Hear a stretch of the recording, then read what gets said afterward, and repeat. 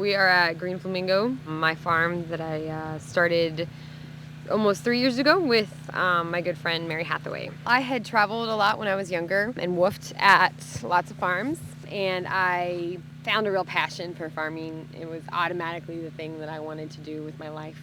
And as far as this farm, I traveled around and worked on lots of farms and gained experience to where I felt like I was ready to start my own project. I never thought that I wanted to come farm in Florida, but the opportunity for this land came about, and this is where all of my family is, and I was raised in this community.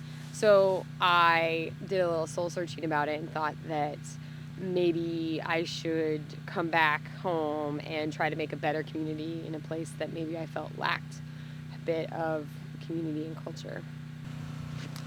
There's a cool one down here. I don't know if you can only barely see it. This is a Romanesca, so it's like a crazy, like spirally looking thing.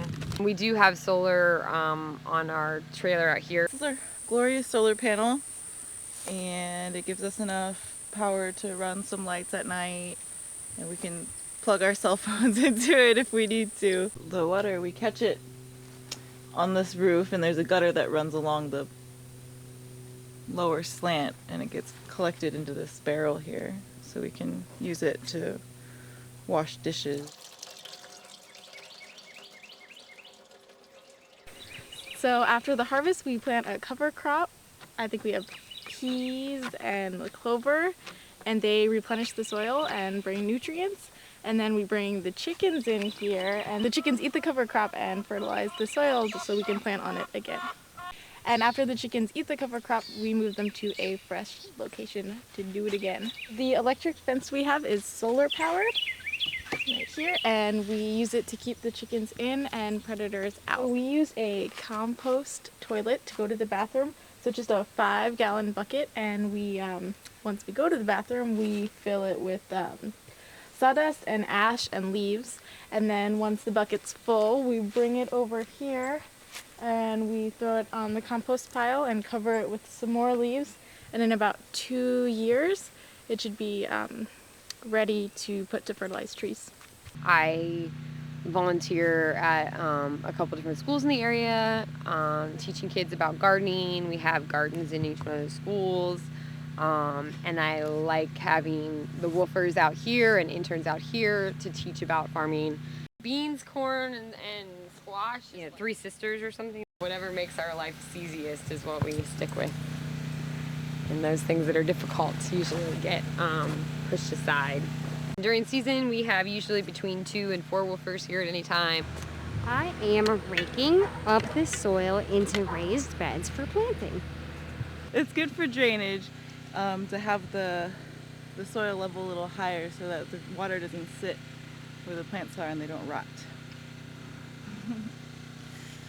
A personal mission for growth in the farm would be to help teach more people how to garden organically, and also to teach people how to be able to farm organically and make a market garden that is profitable on the small scale or large scale. We don't have any main cash crop other than our CSA, so our main challenge is to diversify the garden constantly. Possibly in the future, getting a little bit more into one cash crop a season might help us out in hitting our profitability.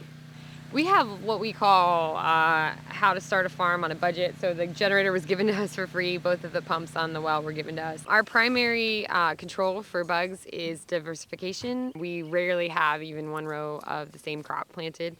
So by having companion plants, sometimes 2 things right next to each other, or not having too many of one thing in an area, it keeps bug populations low and keeps just diversification in the bug populations really high. We want to have lots of different kinds of bugs out there so they're eating each other. We have lots of spiders and lots of ladybugs. When we do have bug problems, we will use BT or spinosad, which are both organic controls. We've used hot pepper spray and garlic spray also in the past. But we don't do a whole lot of preventative maintenance. Really, we just rely upon nature to be diverse in its populations, and we just try to give it all of the tools it needs. They say that the more that you're cultivating land, the less weeds you'll have.